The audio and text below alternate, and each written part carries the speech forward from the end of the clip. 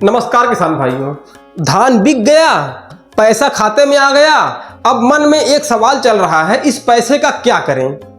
क्योंकि सच्चाई यह है कि बहुत सारे किसान फसल बेचने के बाद कुछ महीने ही खुश रहते हैं, लेकिन फिर धीरे धीरे पूरा पैसा खत्म हो जाता है और अगली फसल आने से पहले फिर पैसों की कमी शुरू हो जाती है। लेकिन अगर इस बार आपने धान की कमाई को सही तरीके से संभाल लिया तो यही पैसा आपके परिवार और खेती दोनों का भविष्य बदल सकता है। आज मैं आपको ऐसे 5 काम बताऊंगा जो हर किसान को धान बेचने के तुरंत बाद करने चाहिए। पहला काम है पूरा हिसाब निकालो। दोस्तों, सबसे पहले यह जानिए कि आपने कमाया कितना है। सिर्फ यह मत देखिए कि खाते में कितना पैसा आया, यह देखिए कि बचा कितना। एक कॉपी निकालिए और लिखिए धान की कुल बिक्री कितनी हुई, बीज पर कितना खर्च हुआ, खाद पर कितना खर्च हुआ, दवा पर कितना खर्च हुआ और मजदूरी पर कितना खर्च हुआ, डीजल और सिंचाई पर कितना खर्च हुआ। कुल खर्च को बिक्री से घटाइए, तब आपको असली मुनाफे का पता चलेगा। बहुत सारे किसान यही गलती करते हैं कि वे बिक्री को ही कमाई समझ लेते हैं, जबकि कमाई और बिक्री में बहुत बड़ा अंतर होता है। अब आता है दूसरा काम, अगले सीजन का पैसा अलग कर दो।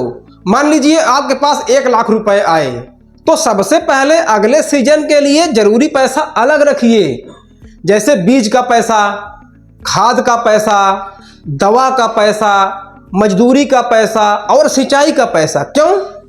क्योंकि जब अगला सीजन आएगा तब आपको फिर से पैसों की जरूरत पड़ेगी। अगर अभी पैसा अलग नहीं रखा तो बाद में आपको कर्ज लेना पड़ सकता है। इसलिए समझदार किसान सबसे पहले खेती का पैसा सुरक्षित करता है। अब आता है आपका तीसरा काम। किसान भाइयों, पुराने कर्ज को कम करो।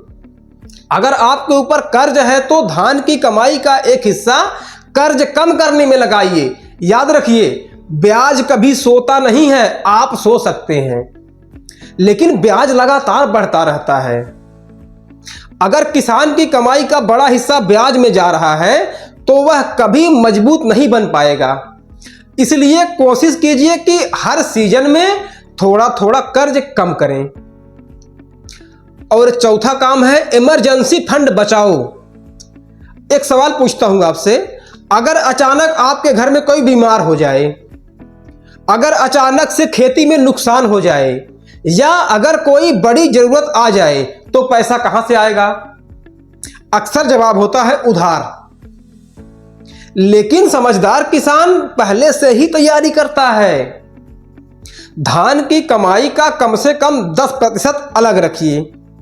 जैसे अगर 1 लाख रुपए आए हैं तो 10,000 रुपए इमरजेंसी फंड में रखिए। इसे खर्च नहीं करना है, यह सिर्फ मुसीबत के समय काम आएगा। और 5वां काम है पैसे को बढ़ाने की सोचो। दोस्तों, सिर्फ पैसा कमाना काफी नहीं है, पैसे को बढ़ाना भी जरूरी है। अपने आप से पूछिए, क्या इस पैसे का कुछ हिस्सा ऐसी जगह लगाया जा सकता है जिससे भविष्य में और कमाई हो?